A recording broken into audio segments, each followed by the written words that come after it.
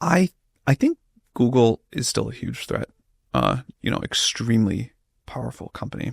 If Google had really decided to take us seriously in 2023, let's say, we would have been in a really bad place. I think they would have just been able to smash us. But their AI effort at the time was kind of going in not quite the right direction. Product wise, they didn't, they had their own code red at one point, but they didn't take it that seriously. Everyone's for a doing while. code reds out here. Yeah. And also Google has probably the greatest business model in the whole tech industry. And I think they will be slow to give that up. But bolting AI into web search, I may be wrong, maybe like drinking the Kool-Aid here. I don't think that'll work as well as reimagining the whole. This is actually a broader trend I think is interesting. Bolting AI onto the existing way of doing things, I don't think is going to work well as redesigning stuff in this sort of like AI first world. This is part of why we wanted to do the consumer devices in the first place, but it applies at many other levels.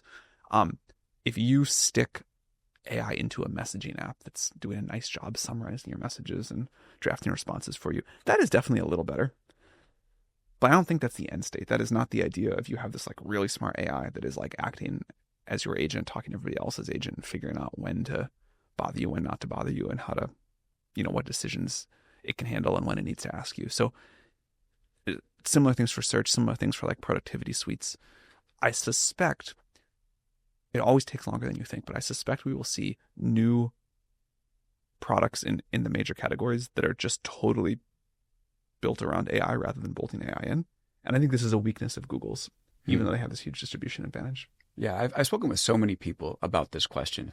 When ChatGPT came out initially, I think it was Benedict Evans that suggested you might not want to put AI in Excel.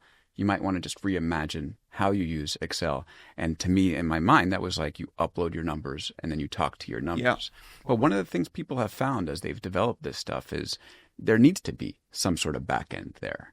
So is it that you sort of build the back end and then you interact with it with AI as if it's a new software program? That's kind of what's happening. Why wouldn't you then be able to just bolt it on top?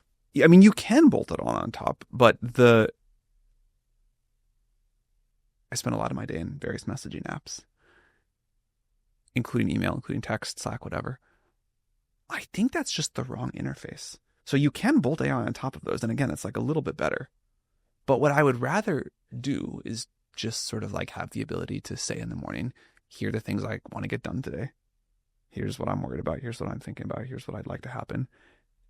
I do not want to spend all day messaging people. I do not want you to summarize them. I do not want you to show me a bunch of drafts. Deal with everything you can. You know me, you know these people, you know what I want to get done. And then, like batch every couple of hours updates to me if you need something. But that's a very different flow than the way these apps work right now. Yeah. And I was going to ask you what ChatGPT is going to look like in the next year and then the next 2 years. Is that kind of where it's going? To be perfectly honest, I expected by this point ChatGPT would have looked more different than it did at launch. What did you anticipate? I didn't know. I just thought like that chat interface was not going to go as far as it turned out to go. Like it was put up. It looks better now, but it is broadly similar to when it was put up as like a research preview. It was not even meant to be a product. We knew that the text interface was very good, like everyone's used to texting their friends and they like it.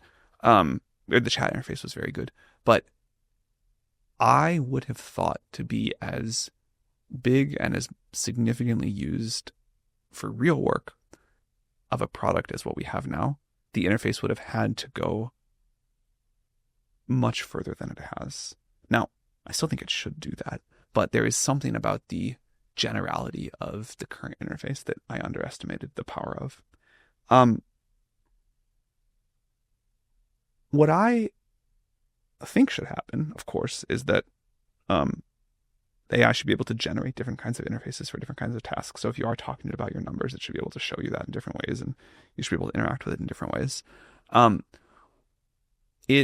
And we have a little bit of this with features like Canvas. It should be way more interactive. It's like right now, it's kind of a back and forth conversation. It'd be nice if you could just be talking about an object and it could be continuously updating. You have more questions, more thoughts, more information comes in. it'd be nice to be more proactive over time, where it maybe does understand what you want to get done that day, and it's continuously working for you in the background and send you updates. And you see part of this with the way people are using Codex, which I think is one of the most exciting things that happened this year. Is Codex got really good, and that points to a lot of what I hope the shape of the future looks like. But it is surprising to me. I was going to say embarrassing, but it's not. I mean, clearly it's been super successful. It is surprising me how little ChatGPT has changed over the last 3 years. Yeah, the interface works. Yeah. But I guess what the guts have changed.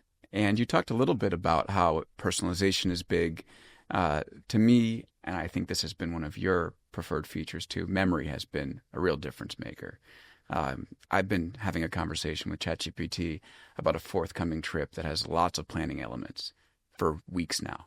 And I can just come in a new window and be like, all right, let's pick up on this trip. And it has the context and it knows. It knows the guide I'm going with. It knows what I'm doing. The fact that I've been like planning fitness for it and can really synthesize all of those things. How good can memory get?